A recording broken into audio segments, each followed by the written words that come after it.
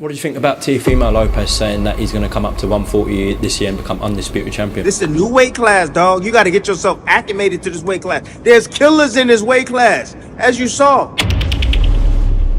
Fight fans, welcome back. He got beaten up, badly beat up.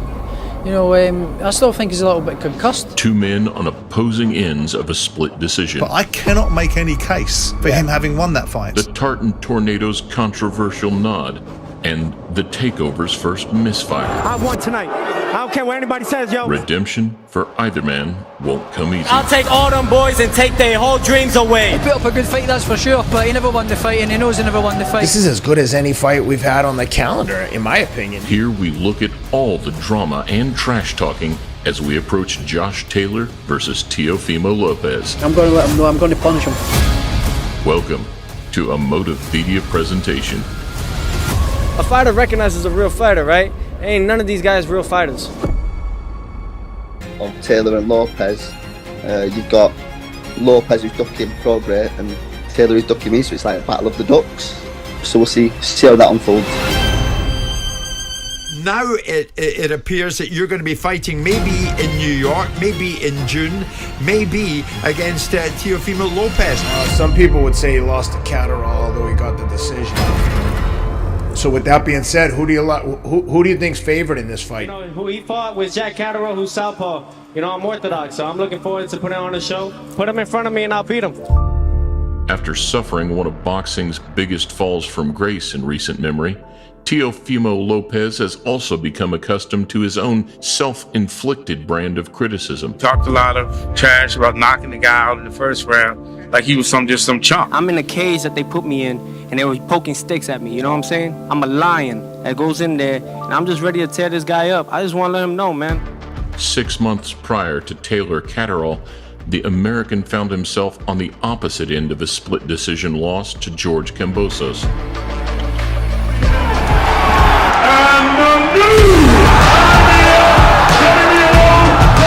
I understand you want to go fly to the top, you know, because you were there and you beat Lomachenko and all of that. This is the new weight class, dog. I feel like Teofimo didn't have a game plan at all, and the better man won that night. The defeat, contrasted with the soaring high of cracking the Matrix a year prior, helped open the floodgates for a humbling wave of criticism, forcing Lopez back to the drawing board. With this happening, it showed everyone's true colors in my team, you know? Like, because when the going went tough, like, a lot of things changed. He was too big-headed, for one. His father was too big-headed. Everybody played a part in that. It wasn't just him. You know, so I'm just like, I needed that. Thank you. So now I'm back on my 10 toes. I stand for something. I will not fall for anything. His dad, a bit like Chris Eubank Jr. I think for us to see the best Teo, I think his dad needs to take a seat somewhere else. That's the fight where I think we saw either Teofimo being exposed or just lack of training, whatever it was, but Kambosos took the fight to him and ended up ruining his perfect record. He seems to look past his opponents all the time. There's twice he's made the same mistake and almost paid the fight for it again. A lot of people are counting Teofimo out as, it's not there no more. He doesn't have it no more. He has looked bad lately, Teofimo. I get it. I guess physically they forget. And emotionally. Yeah, I guess they forgot about Catterall. Despite having different outcomes, both men want the same thing. We've got the win. It's history, they've got the result, so no. What I do need to do is perform better. To prove their respective stumbles as a bad night and to verify that they are everything they say they are. I'm tired of hearing that I'm the guy that beat Lomachenko. No, I'm the guy that beats every great fighter you guys think I cannot beat. Yeah, believe it or not, I'm still the man to beat at the 140 division, and I'll prove that I'm still the number one. As expected, outside the ring and amongst the media, neither man lacks confidence. What's going to happen, Josh? I'm not coming out. Equally optimistic that they can get the job done in style. Who do you think at 140 is your biggest challenge? Myself. Always will be, always is. And Teofimo Lopez is the guy that's always going to beat me. I'm not worried about what he's got, but I'm pretty sure he's going to have a big surprise when he gets in the ring with me. Josh can't make 135. I can still do the 35. I can still do 140. I can go to 147. It don't stop here. and it won't stop. However, there are chinks in both sets of armor.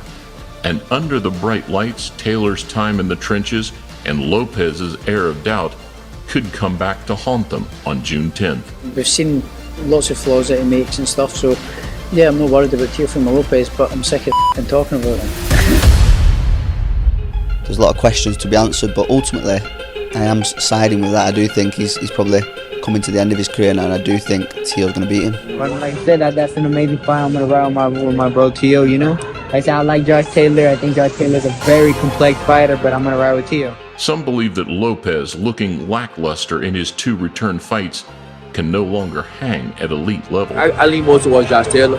I mean, Teo seemed kind of mentally weak, but we'll see. Do you think Lopez can get back to the top at 140? Mate? I'm not sure. I have to see.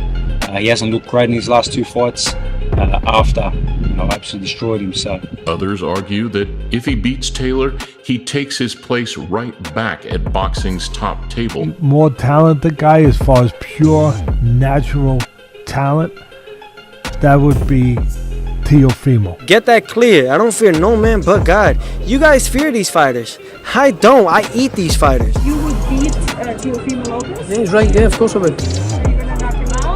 If that fight happens, I would show him who's the real dog at 140 if it happens, you know. In contrast, some see the cracks which were opened up by Catterall last year as an opportunity for Lopez to capitalize. Hopefully, the Teofimo that we were used to, you know, the one that actually beat Lomachenko. I mean, hopefully we'll see that Teofimo.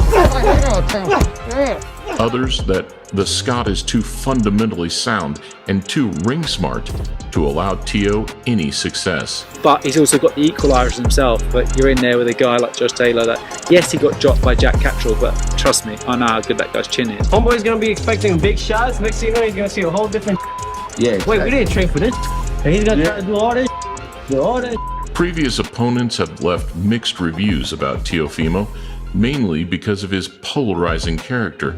But despite the couple of lapses in concentration, he's certainly not someone who can be overlooked. I don't know if they got you going with Jose Ramirez, but after you're done with that, I say it like this, you know, I don't mind kicking some Scotland ass, you know what I mean? Josh Taylor definitely cannot beat me. He's trash, he sucks, and honestly, that Scottish dress of his, I'm gonna make him my bitch. As always, the Lopez camp, featuring one man in particular, we always win by big knockouts, are coming as loud and confident as ever. But we want Josh Taylor. Josh Taylor. Josh Taylor. Josh Taylor. Josh Taylor, that's who I want. We don't want no freaking warm-ups at 140. We want straight up. That pussy's scared of us. Do you truly believe he's scared of you, Josh Taylor? I believe that, for sure. Because, bro, you can make this fight happen. He's been talking a whole lot of nonsense for a couple of years, and I'm going to let him know. I'm going to punish him for it. His dad saying, "Oh, we're not hanging around. We're no son, but we're not hanging around for 135. We're going up to 140. We're going to fight Josh Taylor." So his dad's still banging on the. Now you reap what you sow. You know, now you're gonna have to deal for the punishment for saying that stuff while I wasn't there. But if I was there, you wouldn't have said that. I don't think Josh Taylor's scared of anything but God. Yeah. I think Josh Taylor is, Josh Taylor's a real man. How can you call that person running scared? It's just ridiculous claim. He's just a real piece of work, trash, real piece of trash. So, yeah, I'm looking forward to shutting his mouth up. Taylor aims to silence those who say that since leaving McGuigan, he's suffered a noticeable decline. I feel like he's the same fighter. He's going to be the same fighter, and that's it. He's going to probably decline. Though the few who have witnessed Josh firsthand have very high expectations of him at Madison Square Garden. There's not many fighters that will match Josh in terms of volume, engine, physicality. Teofimo will really struggle to hold Josh Taylor up. Who's got the right game plan and who hits the other one first? I don't think it'll go the distance. Both men come with their red flags. Taylor's unexpected wobble. He'll soon realise that he didn't win that fight, but that's not his fault. The things that we want to see from Josh Taylor is, let's run it back and do it again. And Teo's lingering queries. He got speed, he got boxing ability, he can take it to you, And he's so compact too, strong.